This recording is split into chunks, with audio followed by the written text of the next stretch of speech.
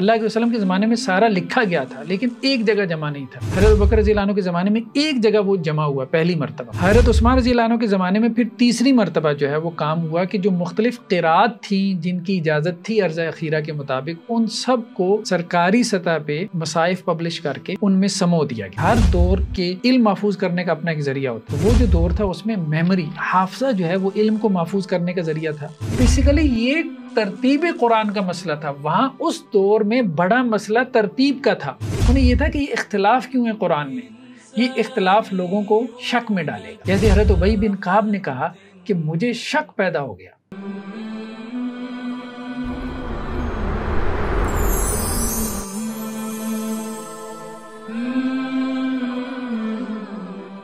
بسم اللہ الرحمن الرحیم. السلام علیکم ناظرین اکرام. قراءت کے حوالے سے ہماری بات چیت جاری و ساری تھی اور پچھلے ایپیسوڈ میں ہم نے اس حوالے سے غامدی صاحب کے موقف کا کسی حد تک جائزہ لیا تھا. کیا قرآن کریم کو اللہ کے نبی علیہ الصلوۃ والسلام کے زمانے میں جمع کر لیا گیا تھا یا نہیں کیا گیا تھا؟ اس حوالے سے بہت سارے سوالات پیدا ہوتے ہیں اور آج انہی سوالات پہ بات کرنے کے لیے ہم نے دعوت دی ہے ڈاکٹر حافظ محمد زبیر صاحب کو. آپ کی آمد کا بہت شکریہ حافظ صاحب. ڈاکٹر صاحب ہماری بات قرآن کو جمع کرنے کے حوالے سے ہو رہی تھی اور آپ جو ہے کچھ فرما رہے تھے. جی بسم اللہ الرحمن الرحیم. دیکھیے جمع قرآن یا کمپائلیشن آف قرآن 3 مراحل میں ہوئی. ایک تو اللہ کے وسلم کے زمانے میں کہ وہ لکھا گیا تھا لیکن متفرق تھا، اجزاء کی صورت میں تھا. احادیث میں روایات میں ہے کہ اونٹ کے جو شانے کی ہڈی ہوتی ہے اس پہ تھا، یا کھجور کی شاخوں پہ تھا، یا پتھر کی سلوں پہ تھا. کسی کے پاس کچھ تھا، کسی کے پاس کچھ تھا.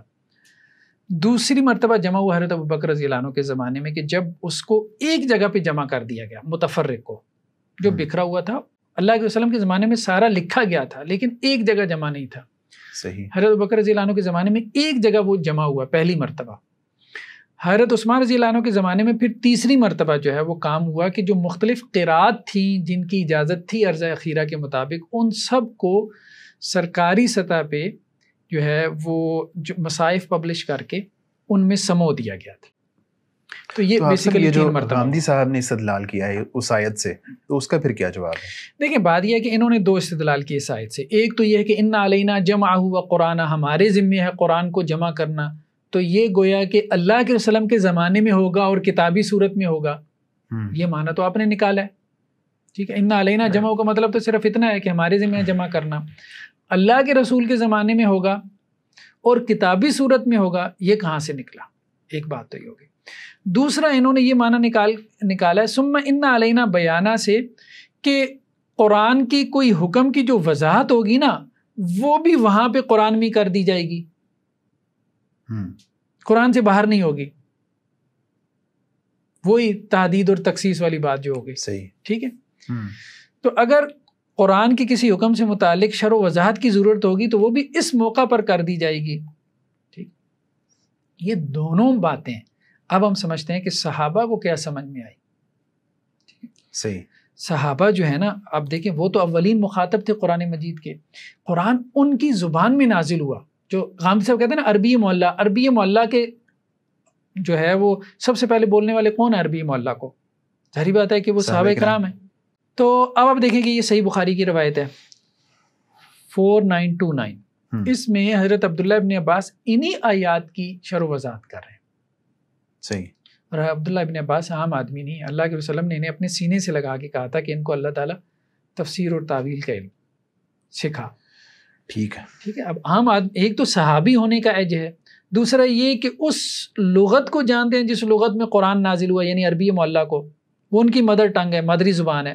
تیسرا یہ کہ رسول اللہ علیہ وسلم کی دعا موجود ہے، خاص تربیت بھی موجود ہے، فقہا صحابہ میں سے ہیں. ٹھیک ہے. وہ یہ کہتے ہیں کہ اس کا مطلب کیا ہے کہ ان علینا جمعہ و قرآن قال علینا ان نجمعہ فی صدرک. صحیح. اللہ تعالیٰ یہ کہہ رہے ہیں کہ ہمارے ذمے ہے کہ ہم اس کو جمع کر دیں. کہاں جمع کر دیں؟ آپ کے سینے میں. کسی کتاب کی بات نہیں ہو رہی. دوسرا کہ وقرآن کا مطلب کیا ہے؟ فَإِذَا قَرَأْنَا فَاتَّبِعْ قُرْآنَ، مطلب فَإِذَا أَنزَلْنَا فَاسْتَمِعْ، جب ہم اس کو نازل کریں تو تم اس کو غور سے سنو، یعنی آپ صلی اللہ علیہ وسلم اس کو غور سے سنیں. ثم ان علینا بیانہ، اس کا مطلب کیا ہے؟ علینا ان نبینہ بلسانک، نبی صلی اللہ علیہ وسلم آپ کی زبان سے ہم اس کی وضاحت کریں، یعنی سنت بیان بنے گی، حدیث بیان بنے گی قرآن مجید کا. تو قرآن مجید کا کیا معنی یہاں سے نکل رہا ہے، اور وہ اس کو ٹویسٹ کر کے کہاں پہ لے گئے. صحیح. یعنی ایک بات تو یہ ہو گئی کہ ان علینا جمعہ میں جمعہ سے مراد رسول اللہ صلی اللہ علیہ وسلم کے سینے میں جمع کرنا، یعنی قرآن اصلاً جمع کہاں پہ ہوا؟ سینہ. صحیح. ٹھیک ہے. ایک تو قرآن نے بھی صرف اشارہ کیا بل هو آیات بینات فی صدور الذین، یہ آیات بینات ہیں کہاں پہ؟ فی صدور الذین، سینوں میں. تو قرآن اصلاً محفوظ ہوا ہے سینے میں. یہی بات حضرت عبداللہ ابن عباس بیان کر رہے ہیں، قرآن کی حفاظت کا اصلاً بندوبست ہوا ہے کیونکہ ہر دور کے علم محفوظ کرنے کا اپنا ایک ذریعہ ہوتا ہے. تو وہ جو دور تھا اس میں میموری، حافظہ جو ہے وہ علم کو محفوظ کرنے کا ذریعہ تھا. یہاں تک کہ انہوں اپنے گھوڑوں کے شجر نسب جو ہے وہ یاد ہوتے تھے، ان کا حافظہ اتنا اچھا تھا. پھر ایک دور آ گیا جب کہ کتابت اصلاً ذریعہ بن گئی. آج آپ کہہ لیں کہ جی جو ہمارے ہاں ہارڈ ڈسک ہے، ٹھیک ہے، یا سافٹ کاپی ہے، یہ علوم کو محفوظ کرنے کا ایک ذریعہ اور میڈیم بن گئی. تو ہر دور کا اپنا ایک میڈیم ہے. تو جس دور میں قرآن مجید نازل ہو رہا تھا اس دور کا سب سے بڑا میڈیم زبانی یاد رکھنا تھا، زبان میموری تھی، اور عرب اس کے اوپر فخر کرتے تھے. تو حفصہ یہ جو بات آتی ہے حضرت حفصہ رضی اللہ عنہا کے مصحف کی، وہ اس کی کیا تفصیلات ہیں؟ نہیں، حضرت حفصہ رضی اللہ عنہا کا مصحف تو پھر حضرت ابو بکر رضی اللہ عنہ کے زمانے میں تیار ہوا تھا نا.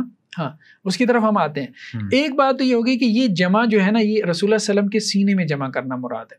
دوسری بات یہاں سے یہ معلوم ہوئی کہ ثم ان علینا بیانہ میں سنت کا بیان مراد ہے. یعنی ایک قرآن کی قرات ہے، قرآن کا لفظ ہے، دوسرا اس کا بیان ہے.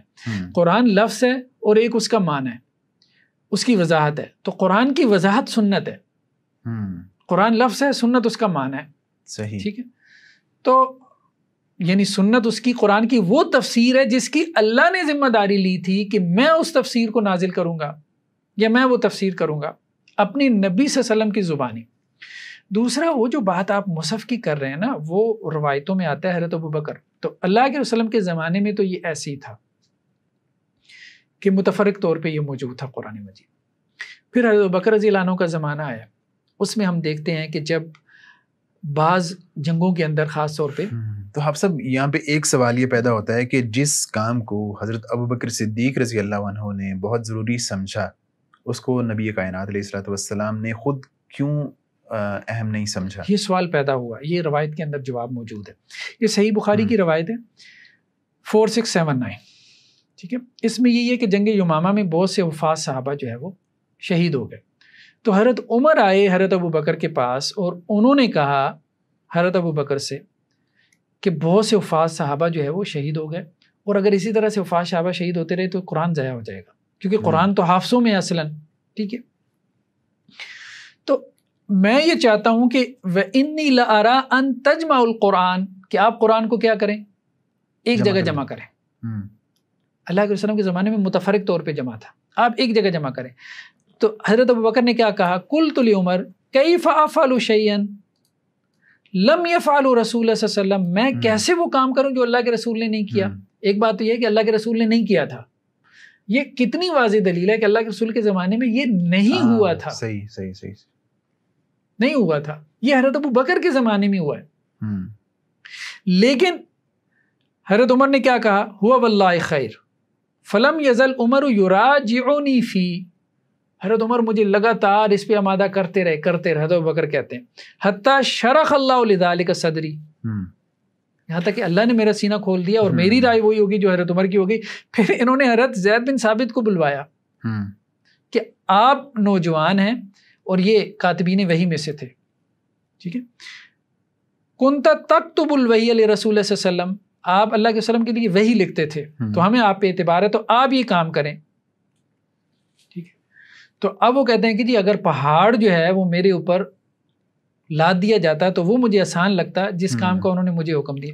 اور میں نے کیا کہا؟ قلت کیف تفعلان شیئا لم یفعل النبی صلی اللہ علیہ وسلم، آپ وہ کام کیسے دونوں کریں گے شیخین جو اللہ کے رسول نے نہیں کیا؟ ان کو بھی وہی شبہ لاحق ہوا. تو کہتے ہیں کہ حضرت ابوبکر مجھے آمادہ کرتے رہے یہاں تک کہ اللہ نے میرا سینہ کھول دیا.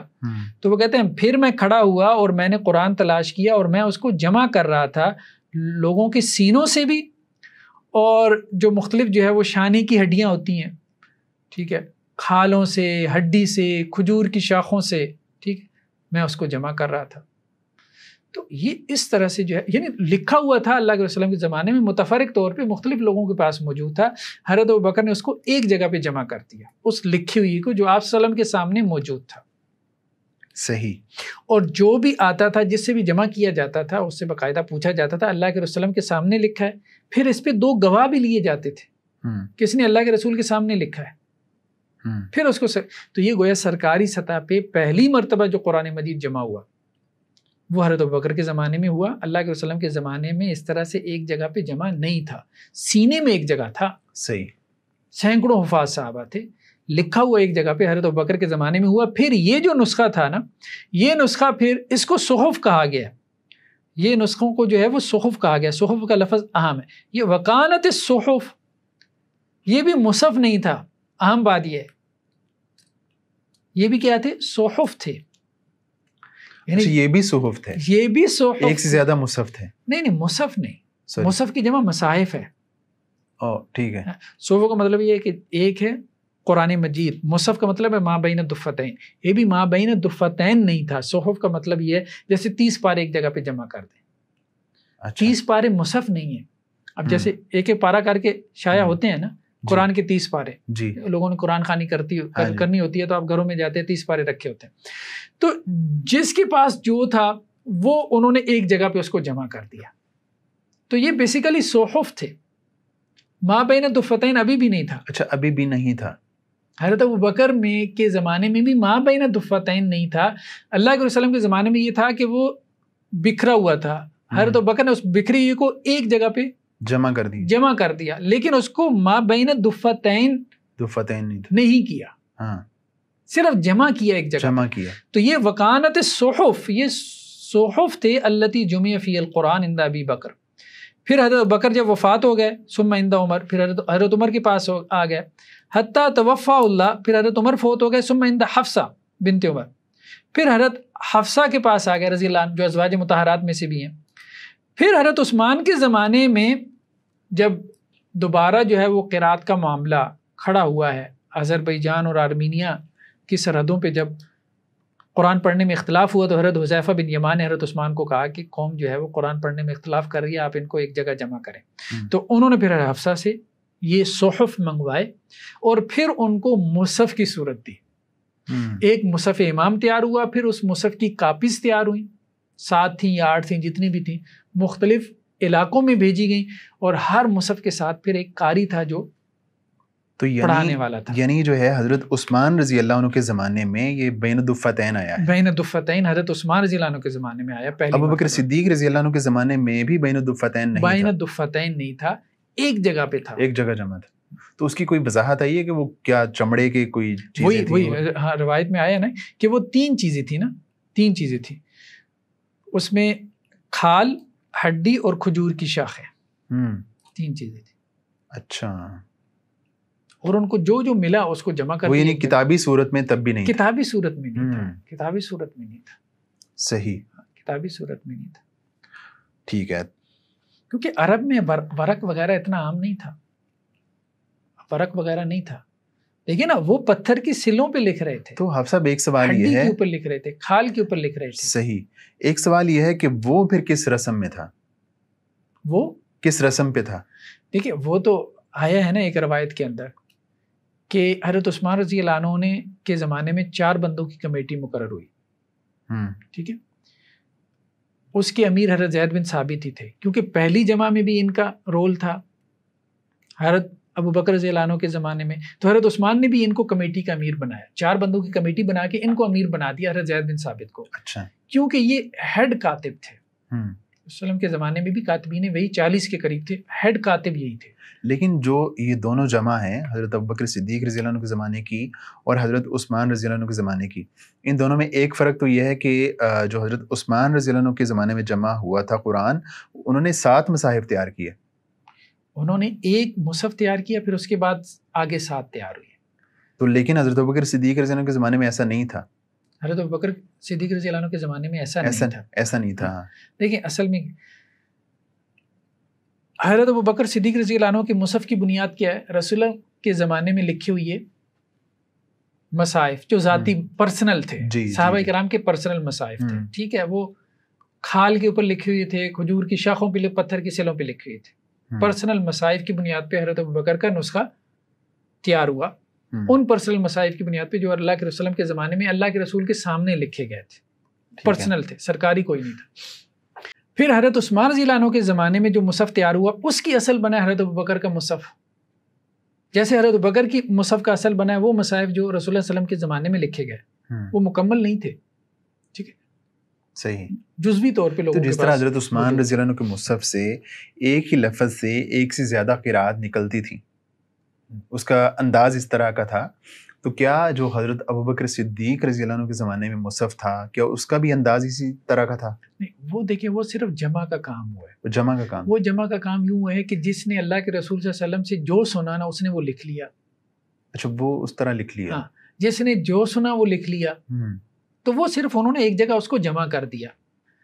ابھی اختلاف تو پیدا ہوا حضرت عثمان کے زمانے میں قراتوں کا، پھر یہ جھگڑا سامنے آیا تو پھر حضرت عثمان نے ایک مصحف امام تیار کروایا اور پھر سرکاری سطح پہ 7 مصحف تیار کروائے، اور ان 7 مصاحف میں بھی اختلاف تھے.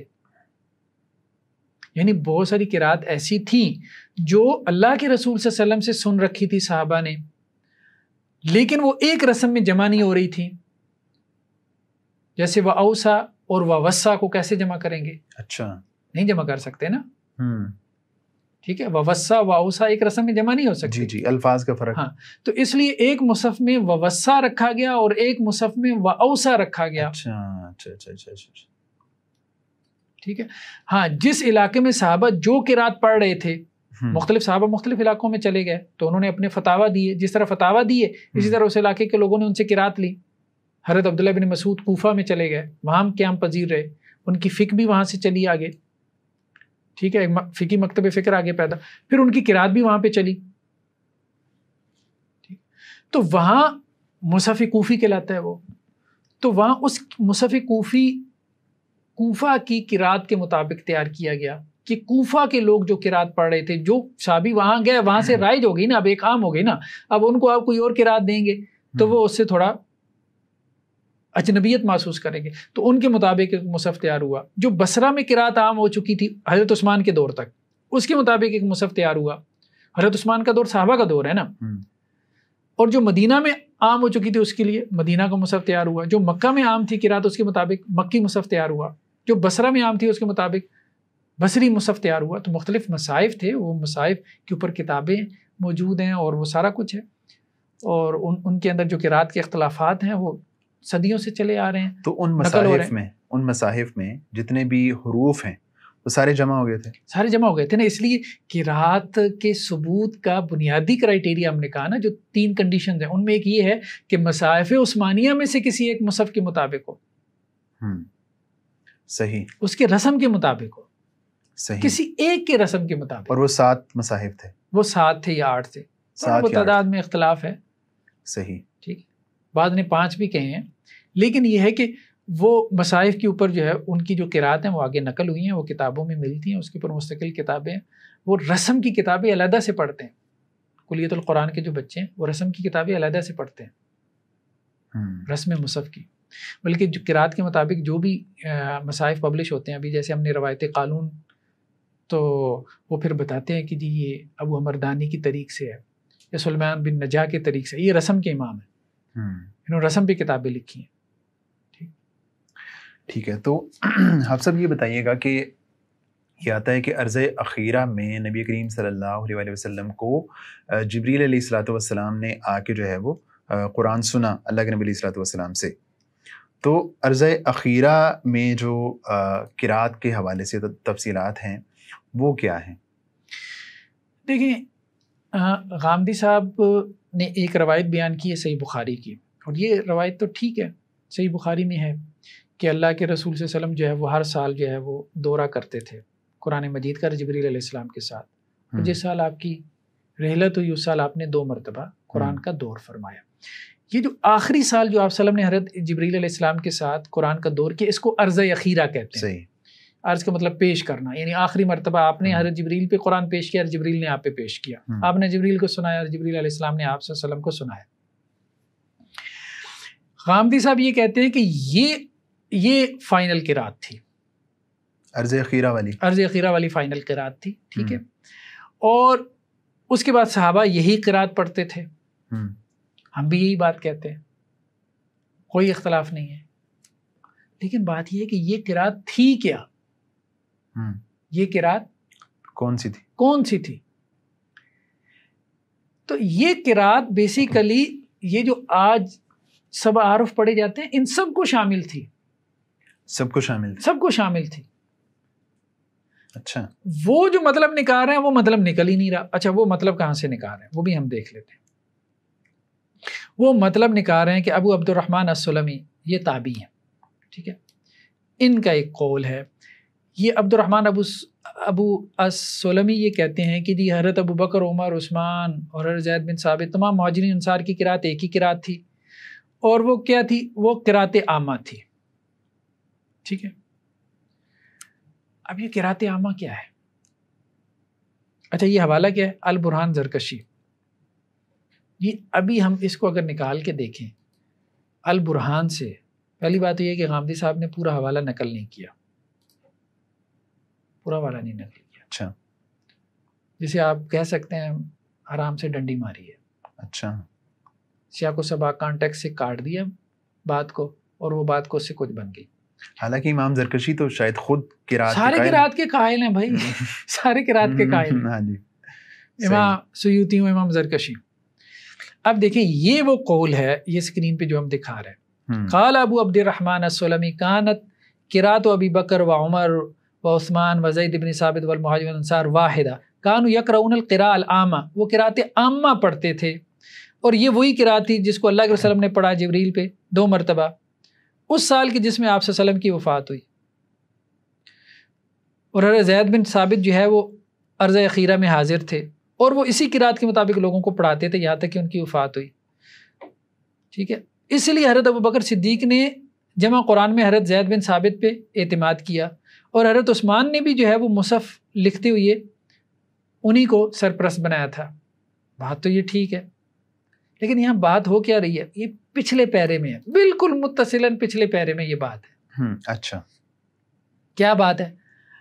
فترتیب النزول غیر ترتیب تلاوہ، قرآن مجید کی 2 ترتیبیں ہیں، صحیح، ایک ترتیب تلاوت ہے، ایک ترتیب نزولی ہے، یعنی جس ترتیب سے قرآن نازل ہوا ہے، صحیح بات ہے، اس ترتیب سے اس طرح تو نہیں کیا، یہ تو انڈرسٹوڈ بات ہے، ایسٹیبلشڈ فیکٹ ہے، ٹھیک ہے۔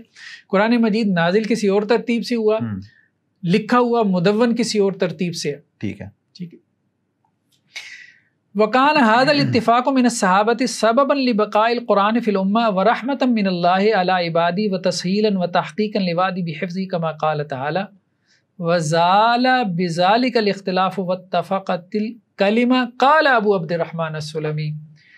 تو یہ اصل میں یہ بات کہہ رہے ہیں کہ قرآن مجید کی جس ترتیب کو آج ہم تلاوت کر رہے ہیں یہ ترتیب نزولی تو نہیں ہے، لیکن یہ ترتیب کیا اللہ کے رسول صلی اللہ علیہ وسلم سے ثابت ہے؟ اس کی کیا دلیل ہے؟ اچھا، اس کی کیا دلیل ہے؟ کیا دلیل ہے؟ ہاں، کوئی بندہ اس کے علاوہ ترتیب پہ پڑھے تو وہ کہتے ہیں کہ نہیں، یہ ہمیں اجماع صحابہ سے ملی ہے، اس پہ صحابہ کا اجماع ہو گیا، کیونکہ ابو عبد الرحمن السلمی یہ کہتے ہیں کہ ابو بکر، عمر، عثمان، زید بن ثابت، مہاجرین، انصار سب اسی ترتیب پہ قرآن پڑھتے تھے۔ صحیح، بیسیکلی یہ ترتیب قرآن کا مسئلہ تھا، وہاں اس دور میں بڑا مسئلہ ترتیب کا تھا۔ یعنی دیکھیں نا، اصل مسئلہ کیا ہے؟ جمع قرآن ہو رہا ہے نا، متفرق لوگوں نے جمع کیا ہوا تھا اللہ کے وسلم کے زمانے میں، ایک جگہ تو نہیں تھا، حضرت ابوبکر کے زمانے میں آ کے ایک جگہ رکھ دیا. اچھا. حضرت عثمان نے آ کے جب بین الدفتین کیا تو اب ترتیب لگی. صحیح. تو حضرت عثمان نے جو ترتیب لگائی ہے تو سوال یہ پیدا ہوا کہ یہ رسول اللہ صلی اللہ علیہ وسلم کی ترتیب ہے کہ نہیں ہے. بہت بڑا سوال پیدا ہو گیا نا. اب آپ ایک ترتیب، ابھی تک ترتیب حافظے میں چل رہی تھی، صحیح صحیح صحیح صحیح، لکھی ہوئی ایک ترتیب میں آئی ہے جب وہ بین الدفتین آیا. تو اب یہ ترتیب نزولی تو ہے نہیں، لیکن یہ ترتیب ان کی اجتہاد تو نہیں ہے. ہاں صحیح. تو اس کانٹیکس میں یہ بات ترتیب النزول، تو یہ ترتیب کی بات اصل میں ہو رہی ہے. قرات عامہ وہ یہ کہہ رہے ہیں، قرات عامہ جو ہے صحابہ کی جو قرات ہے یہ بیسیکلی ایک ترتیب پر ہے، یعنی ترتیب میں ان کا اختلاف نہیں ہوا. آپ بات سمجھ رہے ہیں؟ قرات کا اختلاف نہیں، ترتیب قرآن میں ان کا کوئی اختلاف نہیں ہے. یعنی جب وہ قرات عامہ کہتے ہیں تو اس سے صحابہ کرام کی جو ترتیب ہے اس کی بات کر رہے ہیں وہ، کہ وہ جو ترتیب ہے پہلے سورہ بقرہ ہے پھر آل عمران ہے. یہ نہیں کہ پہلے آل عمران ہے پھر سورہ بقرہ ہے. سمجھ رہے ہیں بات؟ جی جی جی. ٹھیک. یہ جو قرآن مجید کی ترتیب ہے، پہلے یہ آیات ہیں بعد میں وہ ہیں. یہ ترتیب تو اب ظاہری بات ہے بعد میں رکھی گئی ہے نا. اللہ کے وسلم کے زمانے میں تو یہ ایک ترتیب سے ایسے نہیں رکھے گئے، صرف لکھے گئے تھے. اس لفظ کا مطلب تو بظاہر یہی بنتا ہے، کانوا یقرؤون القراءۃ العامہ، وہ قرات عامہ پڑھتے تھے. بات یہ کہ پیچھے بات کیا چل رہی ہے، بات جو چل رہی ہے عنوان دیکھیں نا، ٹھیک، فی بیان جمعہ ومن حفظہ من الصحابۃ. ٹھیک ہے جی. یہاں سے بات چلائی انہوں نے. آگے بھی ہم چلتے ہیں، آگے بھی ہم دیکھتے ہیں کہ ترتیب نزول جو ہے، ترتیب نزولی اور ترتیب تلاوت جو ہے وہ فرق ہے. وہ فرق ٹھیک ہے. اب جو ترتیب تلاوت ہے یہ اتفاق ہے صحابہ کا. یہ صحابہ کا کیا ہے؟ اتفاق ہے. اس کی دلیل کیا ہے کہ یہ صحابہ کا اتفاق ہے؟ ابو عبد الرحمن سلمی نے کہا ہے کہ سارے مہاجرین اور انصار ایک ہی قرات پڑھتے تھے. اچھا. یعنی اسی ترتیب کے مطابق پڑھتے تھے. اچھا صحیح صحیح صحیح صحیح. یہ آگے بھی یہی بات چل رہی ہے، یہی بات چل رہی ہے. دیکھیں یعنی ان میں کوئی ترتیب کا اختلاف نہیں تھا، ترتیب کا اختلاف نہیں تھا، سارے ایک ہی ترتیب میں پڑھ رہے تھے. یہ اس شبے کو زائل کر رہے ہیں کہ یہ شبہ نہ پیدا ہو جمع قرآن کی بحث میں. جب آپ نے شروع کی ہے کہ اللہ کے وسلم کے زمانے میں متفرق تھا، حضرت ابوبکر کے زمانے میں ایک جگہ، تو شبہ پیدا تو ہوگا. ہاں بالکل، کہ ترتیب تو صحابہ نے لگائی ہے تو یہ تو اجتہادی ترتیب ہو گئی. تو اس شبہ کو زائل کر رہے ہیں. صحیح. یعنی اس ترتیب میں اور اس میں کوئی فرق نہیں ہے. تو جو حضرت عثمان نے ترتیب رکھی ہے مصاحف میں، ٹھیک ہے، وہ انہوں نے رکھی ہے حافظے سے، اور سب کے حافظے میں جو ترتیب تھی وہ کیا تھی؟ وہ سیم تھی. یعنی وہ تراویح میں قرآن پڑھ رہے تھے نا، رات تہجد میں قرآن پڑھ رہے تھے نا، سیم ترتیب سے پڑھ رہے تھے. ان کی قرات عامہ تھی، یعنی پبلکلی ایک ہی ترتیب تھی، یہ کوئی قرات کا اختلاف نہیں. اب دیکھیں اگلے ہی اس میں دیکھیں نا، اگلے ہی پیراگراف میں یہی بات کہ جمع قرآن جو ہے دو طرح کا ہے. ایک یہ ہے کہ تالیف سور ہے، ٹھیک ہے، تو اور دوسرا کیا ہے کہ جیسے جمع آیات وغیرہ ہے. ٹھیک ہے. اب اس میں اختلاف ہو گیا. کچھ لوگوں نے کہا کہ جمع آیات جو ہے نا یہ توقیفی ہے، یعنی آیات کی جو ترتیب ہے نا یہ توقیفی اللہ کے وسلم سے ملی ہے. جو صورتوں کی ترتیب ہے نا یہ اجتہادی ہے. بعض لوگوں نے یہ قول اختیار کیا. اچھا. آگے انہوں نے یہی بات کہی ہے، ابو الحسین بن فارس نے یہ بات کہی. ٹھیک. اچھا. اس کے بعد امام حاکم ایک حدیث لے کے آئے مستدرک میں، وہ بھی کیا ہے حضرت زید بن ثابت سے کہ ہم اللہ کے رسول صلی اللہ علیہ وسلم کے پاس تھے اور ہم قرآن کیا کرتے تھے، مطلب چمڑے سے جو ہے وہ جمع کرتے تھے. اور اس میں یہ بات واضح طور پہ موجود ہے کہ انہوں نے قرآن کو جو ہے جمع کیا اور ایک مرتبہ نہیں. تو اب فقط جمعہ بعض بحضرت النبی، اللہ کے وسلم کے سامنے جو ہے وہ جمع کیا گیا. ثم جمعہ بحضرت الصدیق والجمع الثالث، تیسری جمع ہوئی وہ ترتیب السور کان فی خلافت عثمان. ٹھیک ہے، وہ ترتیب سورت تھی، ترتیب صورتوں کی ترتیب حضرت عثمان کے زمانے میں آئی ہے. ساری ترتیب کی بات چل رہی ہے. اگلا پیراگراف دیکھیے، اس میں بھی یہی بات آ رہی ہے. ٹھیک ہے. اب یہاں پہ یہ کہتے ہیں امام ابو عبداللہ الحارث بن اسد کیا کہتے ہیں کہ اللہ کے رسول صلی اللہ علیہ وسلم کیا کرتے تھے, کان یامر بکتابتی, کتابت کا حکم دیتے تھے, ولیکنہ کان مفرقا, لیکن قرآن کیا تھا, متفرق طور پہ موجود تھا, فی الرقاع والاکتاف والعصب. صحیح. تو حضرت ابو بکر صدیق نے حکم دیا کہ ایک جگہ پہ اس کو جمع کر دیا جائے. ٹھیک. تو اسی طرح سے مطلب آگے آپ چلتے جائیں. حضرت زید بن ثابت وہ یہ کہتے ہیں کہ جی میں نے یہ شانے کی ہڈیوں سے, لوگوں کے سینوں سے وغیرہ سے اور کھجور کی شاخوں وغیرہ سے جمع کیا. تو بعض لوگوں کو یہ وہم نہ ہو کہ لم یجمع القرآن فی عہد رسول اللہ صلی اللہ علیہ وسلم, اللہ کے وسلم کے زمانے میں قرآن جمع نہیں ہوا تھا. ٹھیک ہے. تو یہ ساری ترتیب کی بحث ہے, ترتیب کی بات, قرات کی کوئی بات نہیں, قرات کی بحث ہو ہی نہیں رہی. تو قرات عامہ کا جو لفظ بولا گیا وہ بیسیکلی ترتیب کی ترتیب ایک ہے, ترتیب میں اختلاف نہیں ہوا صحابہ کا, یعنی آیات کی ترتیب, صورتوں کی ترتیب, دونوں میں کوئی اختلاف نہیں ہوا کہ یہ اسی ترتیب سے ہیں, یہ اسی ترتیب سے. تو یہ بیسیکلی اختلاف تھا کہ جس کو جو یہ بات آ رہی ہے کہ حضرت عثمان رضی اللہ عنہ نے صورتوں کی ترتیب لگائی, یہ بعد میں آنے والے ائمہ کا قول ہے, بعض قول ہے. اچھا. ابو عبد الرحمن السلمی کا قول تو اور ہے نا, وہ تو اور ہے نا. بعض ائمہ نے آ کے یہ بات کہی ہے کہ آیات کی ترتیب تو توقیفی ہے, صورتوں کی نہیں ہے, وہ اجتہادی ہے, وہ حضرت عثمان نے اپنے اجتہاد سے لگائی. تو یہ موقف درست نہیں ہے, یہ موقف درست نہیں ہے. صورتوں کی ترتیب بھی کیونکہ حافظے میں موجود تھا نا, اللہ کے وسلم جب پورا دور کرتے تھے تو وہ ایک ترتیب سے کرتے تھے نا, ترتیب سے کرتے تھے. تو حافظے میں وہ ایک ترتیب سے موجود تھا. صحیح. تو یہاں تو قرات کا اختلاف ہے ہی نہیں. قرات عامہ جو ہے وہ بیسیکلی ترتیب کے تناظر میں ہے. ٹھیک ہے.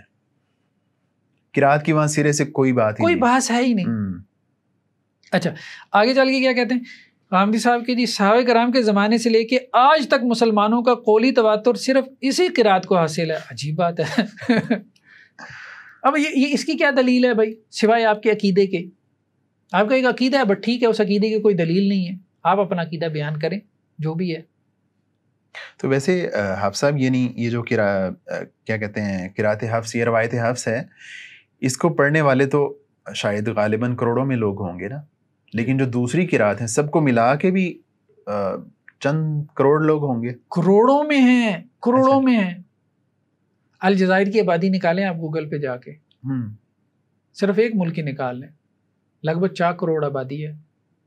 صحیح. 4 کروڑ آبادی ہے صرف الجزائر, وہ بھی کروڑوں میں پڑھنے والے ہیں. اب کروڑوں سے بھی تواتر آپ کو حاصل نہیں ہو رہا. عجیب لوگ ہیں آپ. ٹھیک ہے.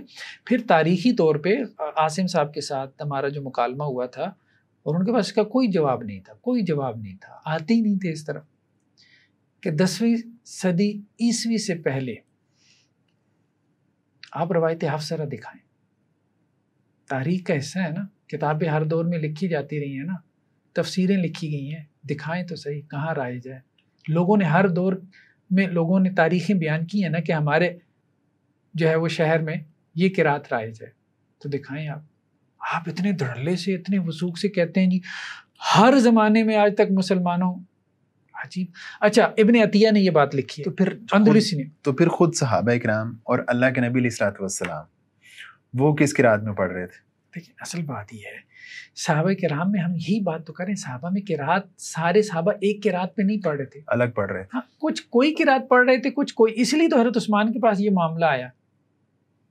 آذربائیجان اور ارمینیا کی سرحدوں پہ جو اختلاف ہوا وہ یہی تو ہوا تھا کہ ایک دوسرے کے اور اللہ کے وسلم کے جو سامنے معاملہ پیش ہوا حضرت عمر کا اور حضرت ہشام بن حکیم کا, یا حضرت ابی بن کعب نے جو کہا کہ میں اور پڑھ رہا تھا اور فلاں صحابی اور پڑھ رہا تھا, تو صحابہ تو مختلف پڑھ رہے تھے. تو حافظ صاحب ایک سوال جو بڑی شدت سے پیدا ہوتا ہے, وہ جو حضرت عمر رضی اللہ عنہ اور حضرت ہشام رضی اللہ عنہ کا تھا, یعنی اگر قرات ثابت تھیں اور صحابہ کرام پڑھا رہے تھے, تو حضرت عمر رضی اللہ عنہ کو اس بات کا علم ہی نہیں تھا کہ وہ جو ہے دوسری قرات ثابت ہیں اور وہ کسی اور قرات میں پڑھ رہے ہیں.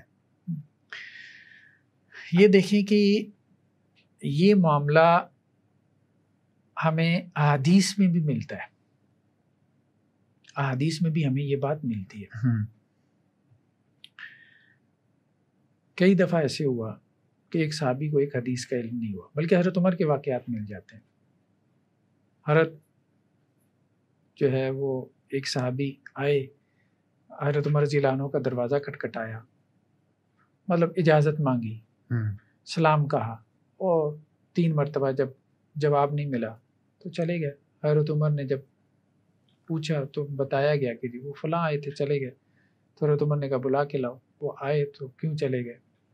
اللہ کے وسلم کی حدیث ہے. تو انہوں نے کہا میں تو نہیں جانتا، گواہ لے کے آؤ. تو وہ گئے اور پھر مسجد نبوی میں انہوں نے کہا کہ جی یہ معاملہ ہوا ہے. حضرت عمر تو غصے میں ہے. تو وہاں کچھ صحابہ بیٹھے تھے، انہوں نے کہا تو یہ حدیث تمہارے بچوں کو بھی معلوم ہے. تو حضرت ابو سعید خدری رضی اللہ عنہ نے گواہی دی. تو بات یہ ہے کہ ہر قرات کافی اور شافی ہے. تمام قرات کو جاننا ضروری نہیں ہے. ایک آدمی کو اگر ایک قرات کا علم ہے، ٹھیک ہے، تو پورا قرآن اس کے پاس ہے. تمام قرات کا جاننا ضروری نہیں. حضرت عمر کا جو اعتراض تھا وہ صرف اس قرات کے ہونے یا نہ ہونے پہ تھا، یا اوورال قرات پہ بات کی انہوں نے؟ دیکھیں یہ ایک آسانی تھی. قرات کیا تھی؟ ایک تحسیر تھی، ایک آسانی تھی. بعض صحابہ کو کسی طرح سے پڑھا دیا گیا، بعض صحابہ کو کسی طرح سے پڑھا دیا گیا. ٹھیک ہے، تو جو جس وقت موجود تھے ان کو اس وقت پڑھا دیا گیا. جیسے جو روایات بعض صحابہ مجلس میں موجود تھے انہوں نے سن لی، جو نہیں تھے وہ نہیں سن سکے، وہ کسی دوسری وقت مجلس میں موجود تھے انہوں نے وہ روایات سن لی. اچھا، ہر صحابی نے تو ہر روایت آگے نقل نہیں نہ کی. جی. تو روایات میں بھی یہ اختلاف ہوتا تھا. صحابہ ایک دوسرے پہ، حضرت عمر خاص طور پہ اس معاملے میں کہتے تھے کہ گواہی لے کے آؤ، مجھے بتاؤ. تو لوگ گواہی بھی دے دیتے تھے. تو یہ میرے خیال میں اتنی بڑی بات نہیں، یہ اتنی بڑی بات نہیں. اس کی وجہ یہ ہے کہ اللہ کے وسلم نے سب کو تمام قراتیں نہیں بتائیں، اس لیے کہ اس کی ضرورت نہیں تھی. جیسے آج سب کو قراتیں سکھانے کی ضرورت نہیں. دیکھیں نا، اس میں معاملہ یہ تھا کہ لغات تھی نا مختلف قبائل کی. تو پھر حضرت عمر رضی اللہ عنہ اس قدر جذباتی ہونے کی کیا وجہ تھی؟ میں بھی مطلب ان کے علم میں ہونا چاہیے تھا نا کہ یہ بھی ہو سکتا ہے کہ دوسری قرات ہو. دیکھیں وہ اور بھی معاملات میں جذباتی ہوئی ہے. جیسے وہ دیکھیں کہ حضرت ابو ہریرہ رضی اللہ عنہ جب اللہ کے رسول صلی اللہ علیہ وسلم نے انہیں کہا کہ بھائی یہ میرے 2 جوتے لے جاؤ، اور جو رستے میں ملے اسے کہو کہ جس نے لا الہ الا اللہ پڑھا وہ جنت میں داخل ہوگا. تو سب سے پہلے حضرت عمر ملے، ان کو انہوں نے وہ حدیث سنا دی. تو انہوں نے ان کے سینے پہ ہاتھ مارا اور وہ سرین کے بل گرے، اور اسی طرح پکڑ کے کھینچ کے لے کے گئے جیسے حضرت ہشام کو کھینچ کے لے کے گئے. اچھا، اللہ کے رسول کے پاس. تو اللہ کے رسول یہ کیا؟ اللہ کے رسول نے کہا ہے، میں نے کہا ہے. تو حضرت عمر نے کہا اللہ کے رسول لوگ اس پہ توکل کر لیں گے. تو کہنے کا بات یہ ہے کہ وہ ایک اور پرسپیکٹو میں اس کو دیکھ رہے تھے کہ یہ اختلاف جو ہے وہ لوگ اس کو ہضم نہیں کر پائیں گے. یا جیسے انہوں نے حدیث کے اوپر کہا کہ لوگ عمل کو چھوڑ دیں گے جب انہیں یہ حدیث سنائی دی. جی، لیکن بات یہ ہے کہ بات تو ہے اللہ کے رسول نے کہی ہے، اور وہ حدیث نقل بھی ہوئی ہے، آج بیان بھی ہو رہی ہے. تو کہنے کا مقصد یہ کہ وہ اس کا ایک اینگل تھا، ایک پرسپیکٹو تھا. لیکن شریعت نے جو ایک دوسرا اینگل دکھایا. اب دیکھیں نا صلح حدیبیہ کے موقع پہ حضرت عمر کا کتنا اختلاف ہوا کہ نہیں صلح کرنی چاہیے، لیکن اللہ کے رسول صلی اللہ علیہ وسلم نے کی. پھر قرآن نے اس کو فتح مبین قرار دیا. تو حضرت عمر کا جو اختلاف تھا اس موقع پہ وہ تمام قرات پہ تھا یا ان کی وہ جو پڑھ رہے تھے اس پہ صرف اعتراض تھا؟ ظاہری بات ہے ان کے سامنے تو وہی آیا نا، وہی ایک حرف آیا نا جو وہ پڑھ رہے تھے. ٹھیک ہے، تو انہیں یہ ہوا کہ اصل میں انہیں یہ نہیں تھا کہ وہ یہ کیوں پڑھ رہے ہیں، انہیں یہ تھا کہ یہ اختلاف کیوں ہے قرآن میں. یہ اختلاف لوگوں کو شک میں ڈالے گا. جیسے حضرت ابی بن کعب نے کہا کہ مجھے شک پیدا ہو گیا قرآن کے بارے میں. اچھا، تو اس سے لوگوں کا قرآن پہ یقین جو ہے وہ کیا ہوگا؟ متزلزل ہوگا.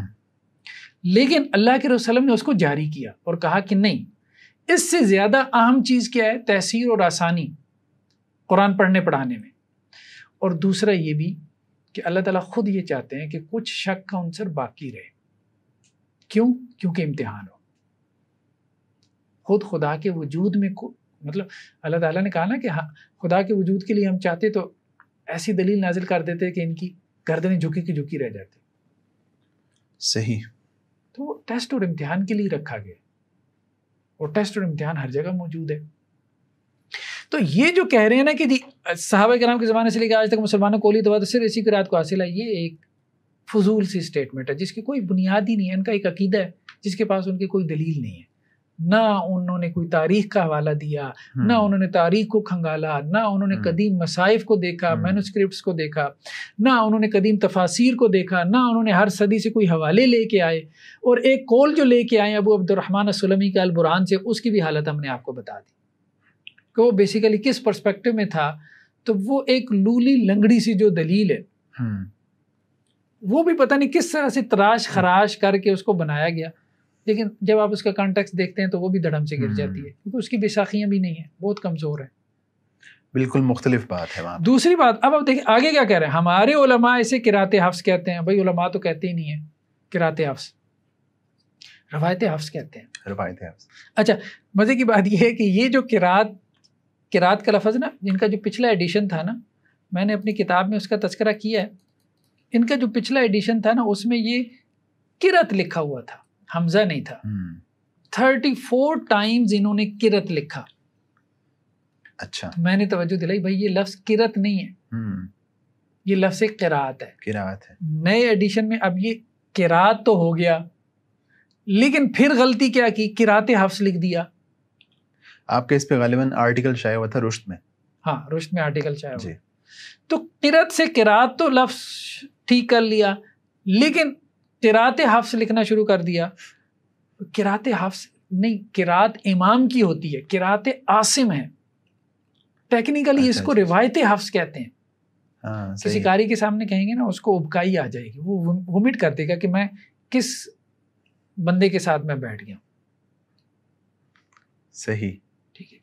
تو کہنے کا مقصد یہ ہے کہ آپ اتنے نازک موضوعات کے اوپر گفتگو کر رہے ہوں اور آپ کو اس کی بنیادی اصطلاحات کا علم نہ ہو.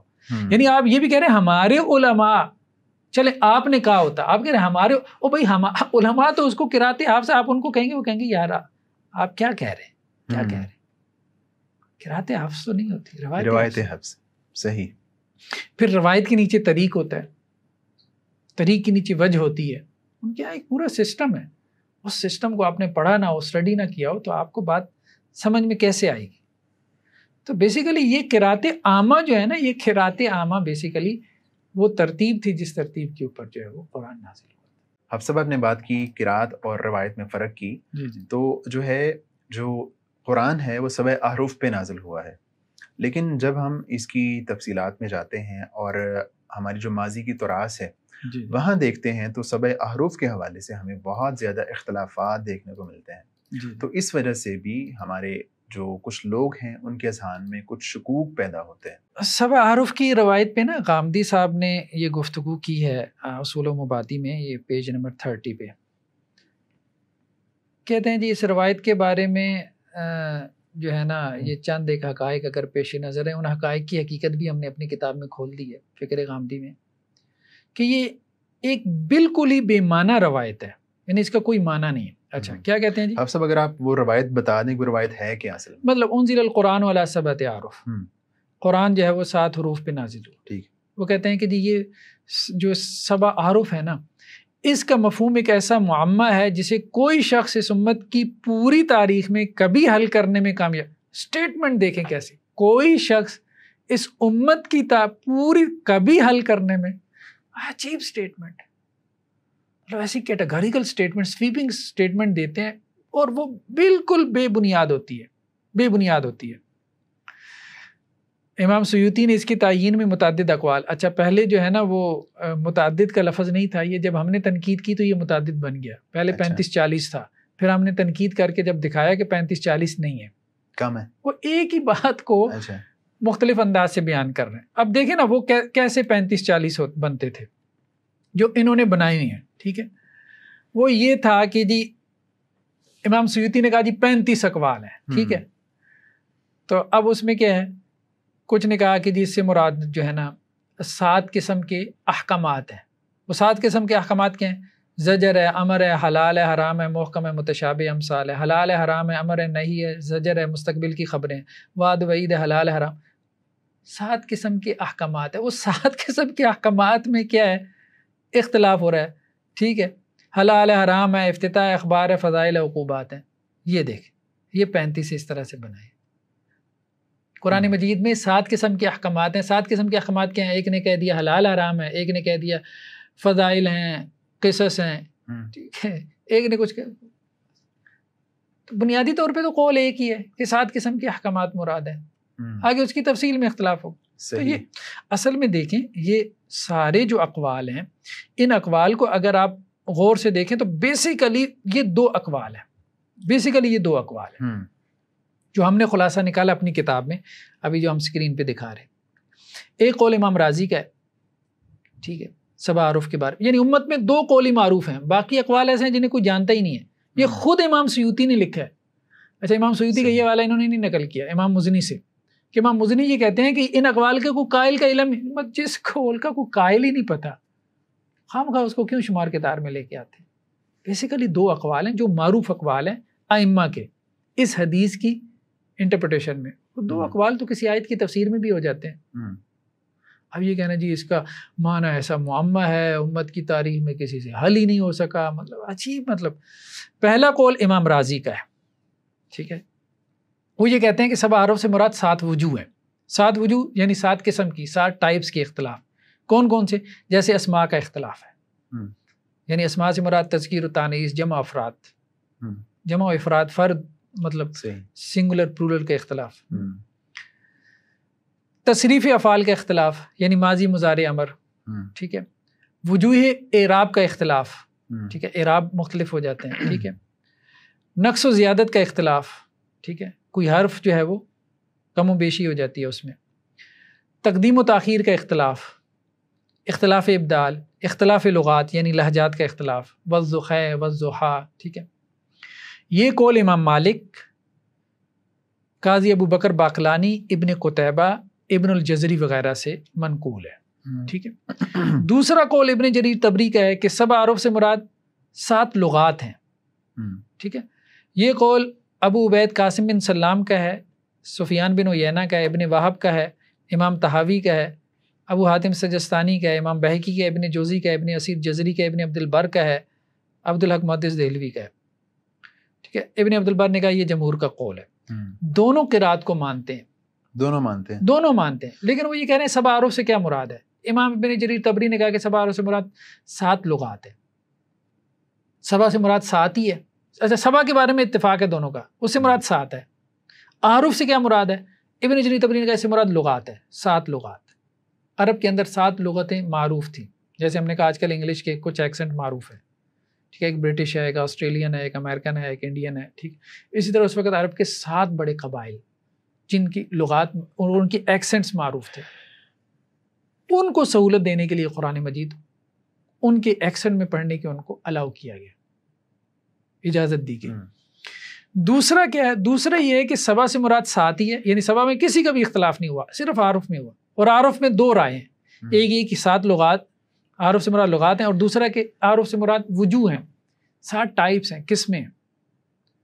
اور وہ 7 قسم کے اختلافات وہی ہیں. تقدیم و تاخیر کا ہے، اعراب کا اختلاف ہے، تذکیر و تانیث کا ہے، ٹھیک ہے، نقص و زیادت کا ہے وہ اختلاف جو عام طور پہ ہمیں قرات میں ملتا ہے. تو بیسیکلی یہ 2 قول ہیں، اس کے علاوہ تو کوئی قول ہے ہی کوئی نہیں. اب خواہ مخواہ اب آپ ایک ایسی بات کیے جا رہے ہیں کہ جی اس کا مفہوم کسی کو سمجھ ہی نہیں آیا، پتہ نہیں کیوں نہیں سمجھ میں آیا، اتنے بڑے بڑے علماء کا ذکر آ گیا. ان دونوں اقوال کے جو ماننے والے ہیں تو ان سے باہمی اختلاف کیا پیدا ہوتا ہے؟ اس سے کوئی اختلاف نہیں پیدا ہوتا، کوئی بھی نہیں، صرف حدیث کی تشریح میں اختلاف ہوا ہے، حرف کی تشریح میں.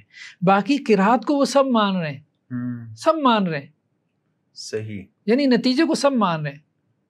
صحیح.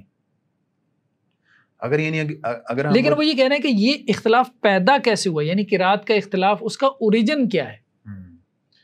تو کچھ کہہ رہے ہیں کہ وہ لغات ہیں، اور کچھ کہہ رہے ہیں کہ نہیں، وہ 7 طرح سے، 7 ٹائپ سے وہ اختلاف جو ہے نا وہ اس کی اجازت دی. اگر ہم 2 اقوال سے زیادہ اقوال مان بھی لیتے ہیں تو وہ تو سارے کے سارے قرات کو مان رہے ہیں، سارے قرات کو مان رہے ہیں، تو وہ اختلاف کر رہے ہیں. جی جی ایسے ہی ہے. اب سب اس موضوع پہ ہم نے کافی طویل بات کر لی، جو غامدی صاحب کا اصول ہے میزان الفرقان کے حوالے سے. جی جی. تو بس جو آخری بات آپ سے پوچھنی ہے وہ یہ ہے کہ جب ہم قرآن کو میزان اور فرقان کہتے ہیں، یا غامدی صاحب قرآن کو میزان اور فرقان کہتے ہیں، تو اس کو ماننا، اس بات کو ماننا کیا جو ہے، کیا اس سے یہ بات بھی لازم آتی ہے کہ ہم قرات کے اختلافات کو نہ مانیں؟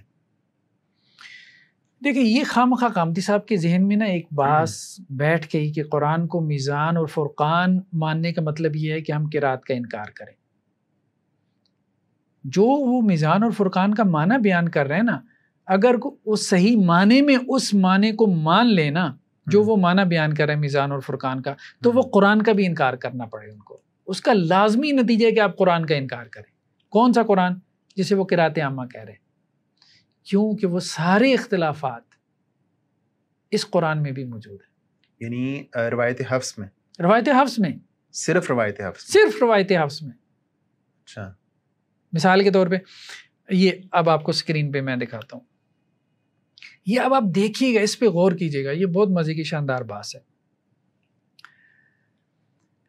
اللہ تعالیٰ کیا کہہ رہے ہیں؟ وَإِذْ نَجَّيْنَاكُمْ مِنْ آلِ فِرْعَوْنَ يَسُومُونَكُمْ سُوءَ الْعَذَابِ۔ اس کو ہمارے یہاں حفاظ میں کہا جاتا ہے متشابہ القرآن، متشابہ لگتے ہیں، ٹھیک ہے، وہ ایک ہی قرآن میں لگتے ہیں۔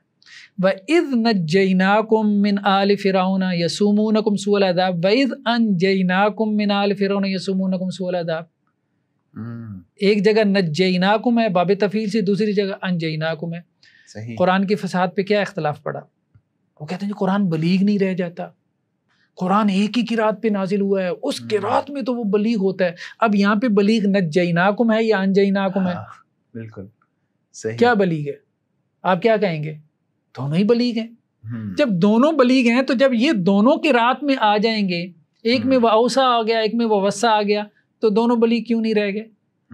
صحیح، سمجھنے کی بات ہے نا۔ اچھا، اب اسی طرح سے آپ دیکھیں، وَقَالُوا لَن تَمَسَّنَا النَّارُ إِلَّا أَيَّامًا مَّعْدُودًا۔